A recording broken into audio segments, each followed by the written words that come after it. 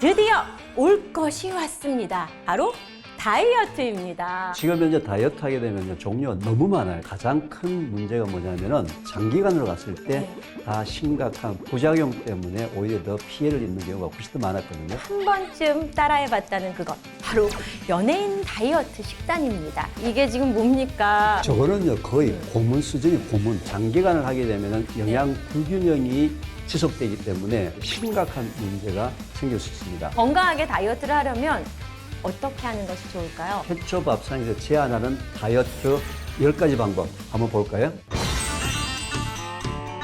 CGN-TV 푸드 라이브 쇼 태초밥상 함께하고 계신데요. 다이어트는 뭐 우리 모두에게 너무나도 그 관심사에서 더 집중하게 되고 궁금한 것도 많은 것 같은데 여러분도 다이어트에 대해 궁금한 거 굉장히 많으시죠? 우리 이계호 교수님 모시고 질문을 우리가 다 드려보죠. 무엇이든 여러분들 무엇이든 물어보세요 시간입니다. 저희가 먼저 받은 질문부터 여러분들과 함께 나눠보도록 하겠습니다. 금식기도 할 때 2주 동안 오후 3시 이후로 아무것도 안 먹었는데 살이 안 빠졌어요. 하나님이 먹지 않아도 영양분은 빼시지 않으셨는지 왜 그랬던 건지 궁금합니다. 뭐 다이어트 하려고 금식한 건 아니었지만요 라고 이렇게 남겨주셨거든요. 이게 궁금하네요. 오후 3시 이후로 아무것도 안 먹었으면 뭔가 저장되어 있는 축적되어 있는 지방들이 좀 빠졌을 것 같은데 왜 안 빠졌을까요, 교수님? 자도 씨는 어떻게 생각하세요? 아니, 왜 안 빠졌을까요? 그러게요. 왜 안 빠진 건지 진짜 이해가 안 되고 굉장히 아니 아무것도 안 먹었는데. 자, 항상 어떤 결과에는 뭐가 있다고요? 원인이 있다는 거예요. 네. 그죠? 왜 살이 안 빠졌을까요? 2주 동안에 오후 3시 이후에 아무것도 안 먹었는데 살이 안 빠졌다면 뭔가가 먹었다는 거죠. 그럼 언제 먹었을까요? 금식을 지키기 위해서 오후 3시 이전에 2시 내가 59분 그렇죠. 59초까지. 저녁에 내가 밥을 안 먹을 거니까 그 긴 밤을 지내려면 생각해서 아침, 점심을 넉넉하게 드셨겠죠. 아, 그랬을 수도 있겠네요, 진짜. 아, 또 이제 질문 남겨주고 계시는데 다이어트를 하면 안 먹으니까 변비가 오는 것 같아요. 변비 없는 다이어트 어떻게 할 수 있을까요? 이거 귀 기울여야 될 것 같아요. 이 변비 부분에 대해서는 좀 굉장히 심각해요. 특히 아이들도 그렇고 네. 특히 젊은 여성들이 어떤 형태적인 지금 변비 부분이 굉장히 심각한데 아, 맞아요. 나중에 한번 저희들이 태초 밥상에서도 한번 이 변비 부분에 대해서 한번 해결책에 대해서 완벽한 방법들이 많이 있거든요. 근데 이제 변비가 오는 가장 큰 이유가 뭐냐면요. 장내에 변이 없다는 거예요. 아. 그렇죠. 아예 없다. 만들어낼 예. 것조차 없다. 그렇죠. 그러니까 당연히 변비가 올 수밖에 없죠. 그다음에 다이어트 하게 되면은 많은 사람들이 채소를 먹으면은 채소나 과일을 먹으면 다이어트 되겠다 이렇게 얘기하잖아요. 그렇죠. 근데 우리가 그 변비에 영향을 미치는 부분이 식이섬유인데 네. 식이섬유는 불용성 식이섬유하고 수용성 식이섬유, 즉 물에 녹는 성분하고 물에 녹지 않는 식이섬유가 두 가지가 있는데 네. 채소의 거의 대부분 성분은 불용성, 물에 녹지 않는 식이섬유이기 때문에 네. 수용성 식이섬유가 없는 단계에서 채소를 많이 먹으면 많이 먹을수록 어떻게 해요? 변이 더 나오지 않아요. 더 딱딱해지겠죠. 너무 충격이다. 실타래 같은 것도 있으니까. 그죠? 채소만 많이 먹을 경우 변이 더 딱딱해진다. 이거 굉장히 충격입니다. 네, 그래서 지금 변비 없는 다이어트에서 방법은 뭐다? 방법은 적절한 양의 현미밥을 꼭 드시라. 그러면은 변비도 해결되면서 다이어트를 할 수가 있습니다. 아, 진짜 여러모로 지금 도움이 된 메모 많이 하시고요. 두 번째 질문입니다. 다이어트 하면서 한 달 동안 밥을 아예 끊고 소고기, 닭고기, 돼지고기만 먹은 적이 있어요. 살이 빠지긴 했는데 이렇게 계속 다이어트를 해도 괜찮을까요? 혹시 자도 씨 황제 다이어트라는 얘기 들어보셨어요? 해봤어요. 아, 그래요? 네, 해봤어요. 근데 이게 저는 성격상 좀 뭔가 지속하는 거, 변화 없는 거를 못 견디는 스타일이어서 한 가지를 계속하는 게 좀 힘들긴 하더라고요. 근데 맛있더라고요. 네, 이 황제 다이어트라는 부분들은 로버트 애킨스라는 박사님이 제안한 다이어트였어요. 뭐냐? 네. 탄수화물의 섭취량을 최소한으로 하고 고기를 많이 먹어라.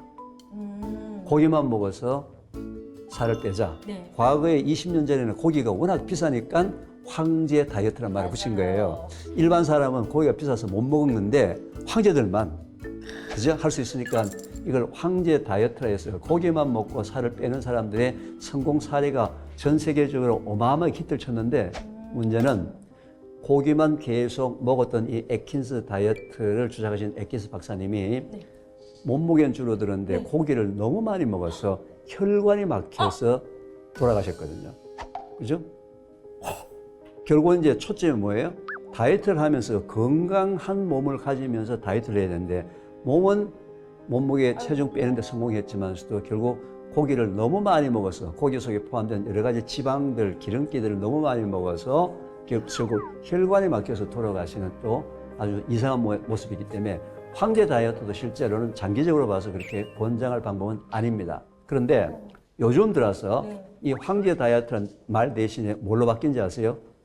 저탄고지? 저탄고지. 아, 그쵸, 맞아요. 그죠? 저탄고지라는 얘기 뭐냐면 탄수화물은 작게 먹고 지방은 많이 먹자 해서 밥을 안 먹고 버터나 기름을 먹고 살을 빼는 사람이 생기기 시작했어요. 저도 해봤어요. 해봤어요. 버터, 커피부터 다 근데 해봤어요. 이게 이제 탄수화물은 우리 몸에 들어와서 포도당을 만들어내면서 우리 에너지원이 돼요. 네네. 근데 지방을 먹게 되면 지방이 분해되면서 우리 몸에서 케톤이라는 물질이 나오면서 에너지원이 되는데 그걸 케토제닉 다이어트라고 해서 누구한테 했던 거냐면요. 환자들한테 적용했던 식이 방법이에요.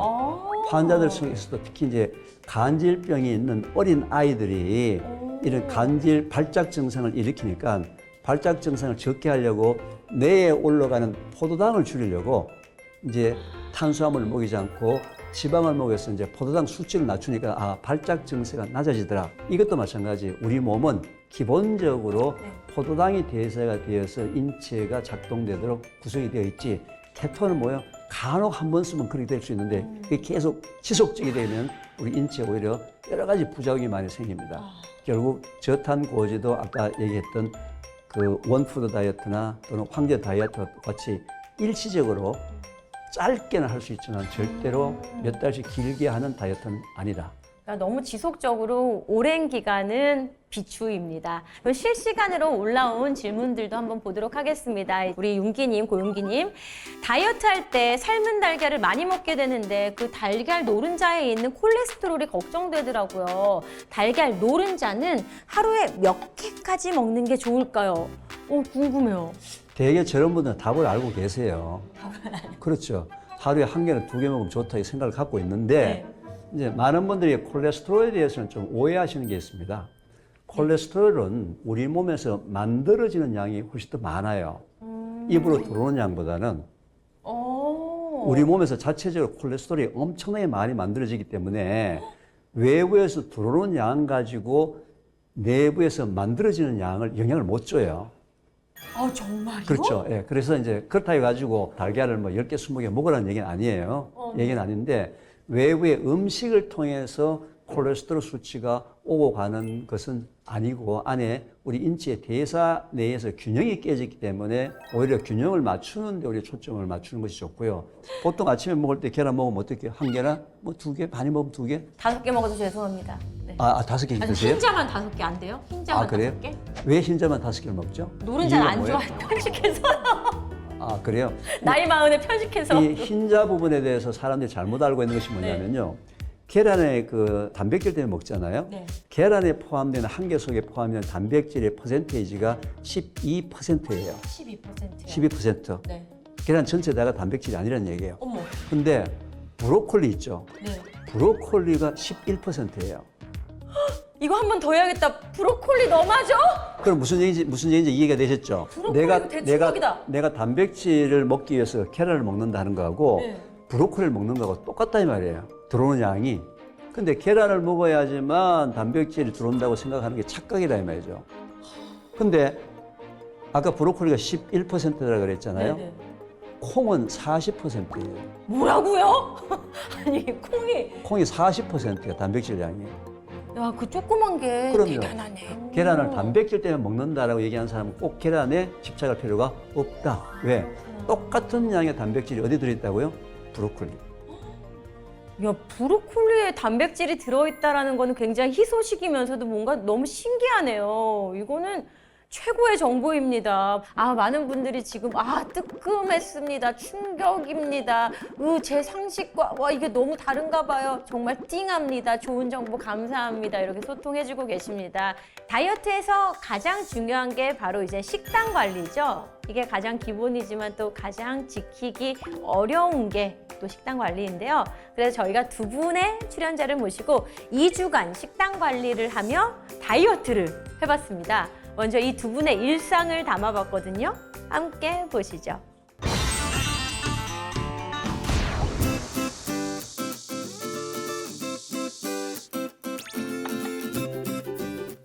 이야, 우리 황 집사님, 뭔가 이제 김이 모락모락 나고 있는.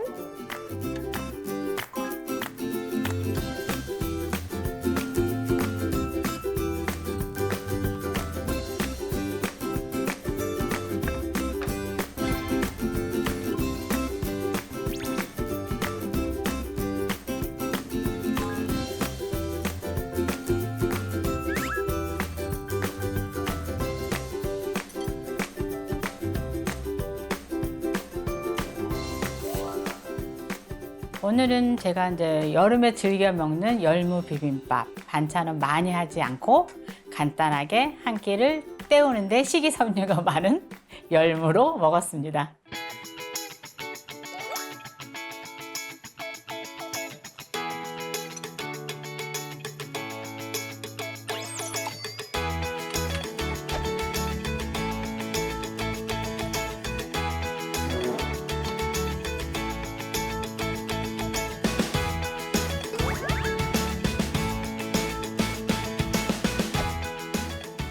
그렇죠. 국물을 리필해야 제맛이죠. 저도 가서 한 입만 먹고 싶다. 한국자만. 제가 국물을 좋아해서 주로 미역국, 묵국, 국은 보통 그런 거고 찌개는 고추장 넣고 한 돼지고기찌개, 그다음에 김치찌개, 된장찌개. 가장 좋아하는 건 된장찌개예요.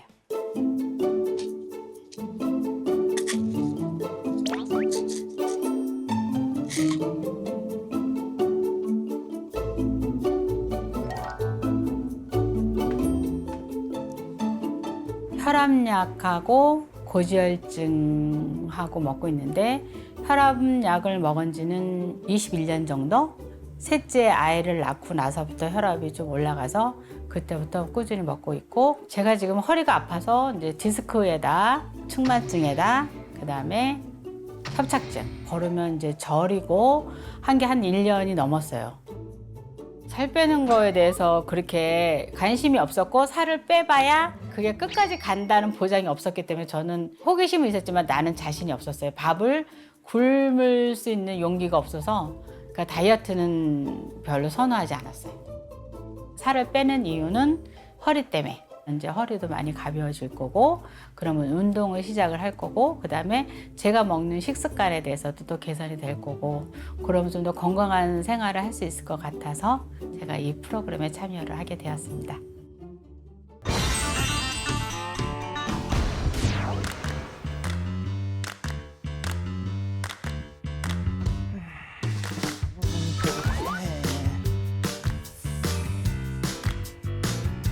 배고파라는 폴더가 따로 있네요. 오늘은 깨만 먹으면 된다. 여기도 심고 안쪽까지 가자. 왔다. 음식이 왔어요.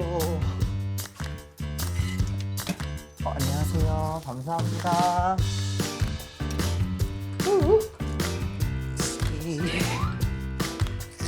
배고파.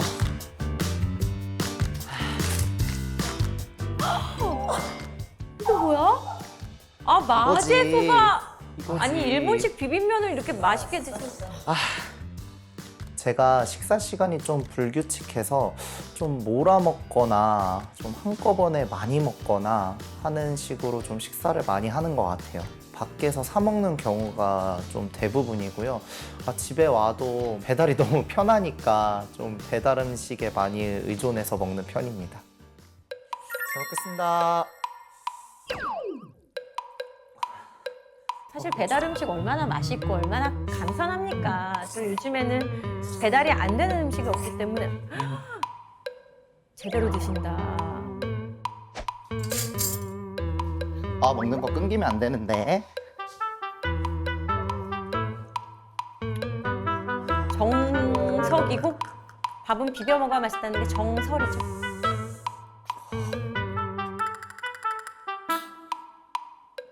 보통 살기 위해 먹는 사람이 있고 먹기 위해 사는 사람이 있는데 저는 먹기 위해 사는 스타일이고요.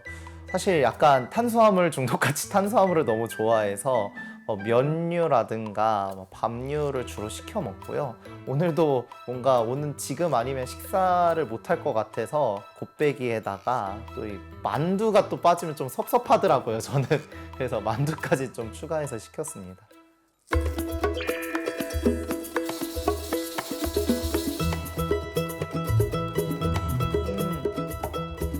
맛이 없을 수가 없죠. 한창 활동할 때에 비하면은 지금 좀 한 8kg에서 사실 한 10kg 정도까지 찌지 않았나 싶어요.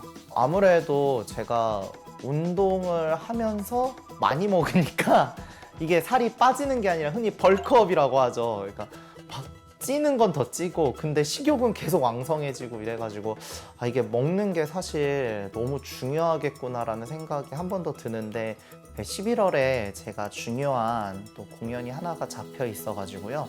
살을 이제 찐 만큼 빼야 되는 상황이 됐어요. 그래가지고 최대한 좀 많이 빼보려고 다이어트를 결심했습니다.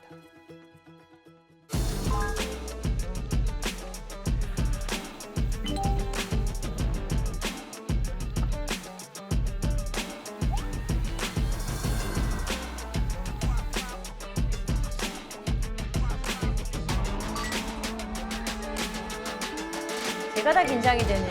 괜히.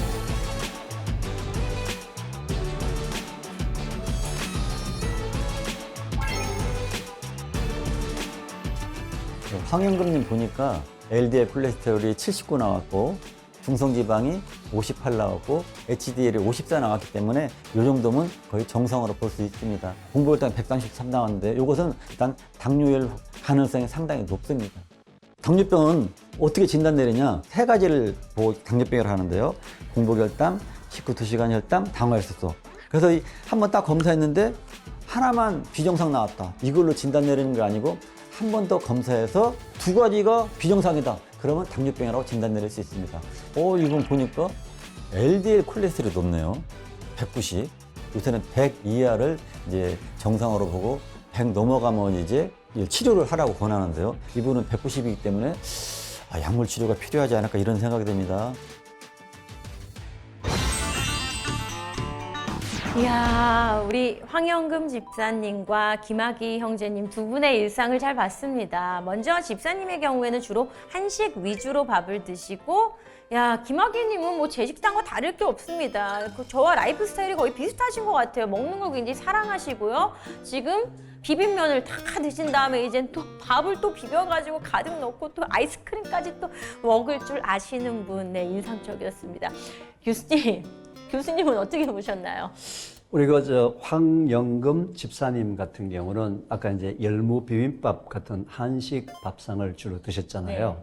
근데 참 재밌게도 반찬을 4가지를 틀어놓긴 놨는데 제대로 안 드신 것 같아요. 네, 주로 예쁘게. 그죠? 예쁘게 이제 디스플레이. 그 디스플레이를 했는데 그걸 네. 드시지 않고 계속 뭘 드신다면 계속 국을 2번을 3번을 왔다 갔다 하면 드셨거든요. 그렇죠. 일반적으로 보통 우리 된장찌개 또는 국물이 있는 음식에 나트륨의 농도가 매우 높습니다. 우리 이제 성인인 경우에 세계보건기구에서 하루에 권장 섭취량을 약 5g 정도 얘기하는데요. 네. 벌써 된장찌개 하나에 보통 거의 한 5g에서 10g 정도 오버가 되는 정도 들어있거든요. 아이고. 된장찌개를 2번 먹게 되면은. 그러니까 나트륨의 농도가 높으면 높을수록 우리 인체에서 다이어트하고는 반대쪽으로 갈 수 있기 때문에 가급적이면은 국을 드실 때는 국물은 거의 드시지 않고 건더기만 젓가락으로 이렇게 덜어서 먹는 습관으로 하시는 게 좋을 것 같고요. 교수님, 그러면 우리 김학의 형제님의 식습관은 하실 말씀이 많으실 것 같습니다. 어떤가요? 그렇죠. 이제 소위 우리가 사 먹는 음식 있잖아요. 네. 사 먹는 음식이 한국이든 미국이든 네. 전 세계 모든 배달 음식의 특징이 있어요. 뭘까요? 뭘까요? 칼로리가 높아요. 다 속상해. 칼로리가 높아요. 그렇죠. 왜 맛있잖아요. 왜 칼로리가 높을까요? 맛있게 하기 위해서 뭘 많이 사용할까요? 설탕과 기름. 그죠? 네. 설탕과 기름을 가장 많이 사용한 것이 바로 배달 음식이에요. 그렇죠. 그래서 아무래도. 미국 음식 중에서도 우리가 미국 사람들이 가장 많이 먹고서 문제가 생겼다고 얘기하는 것이 바로 햄버거류지 않습니까? 네. 햄버거류도 칼로리가 굉장히 높아요. 그렇죠. 높죠. 그죠? 그래서 한 끼 정도 먹는 네. 거는 문제가 없어요. 네, 네. 근데 우리 김학의 씨 같은 경우를 보니까 벌써 배달 음식 시켜가지고 이제 배달로가 왔잖아요. 네. 문을 열 때 보니까 벌써 눈동자가 틀려요. 그럼요. 발걸음이 벌써 그럼요. 막 날아가듯이 그냥 받아 들고서 오면서 그 야호 하고 그렇게 뭔가 소리도 쳤어요. 우리 기분 좋게 먹으면 0칼로리 아. 이런 말이 있죠. 그래서 특히 저는 김학의 씨 같은 경우는 네. 오히려 이렇게 연예인 활동을 지속적으로 하시려면은 식단 관리를 반드시 하셔야 될 것 같거든요. 그러게 말이에요. 저도 사실은 마른 비만 나와가지고 그 LDL 수치가 나쁜 콜레스테롤 수치가 높아가지고 보기에는 사실은 제가 이렇게 마른 편이긴 하거든요. 옷도 항상 작은 사이즈고. 근데 그거와 관계없이 저희처럼 이제 젊은 사람들은 그 콜레스테롤 정말 조심해야 될 것 같아요. 그래서 우리 김학의님 그리고 우리 황 집사님 두 분은 식이 조절이 꼭 필요한 상태인 것 같습니다.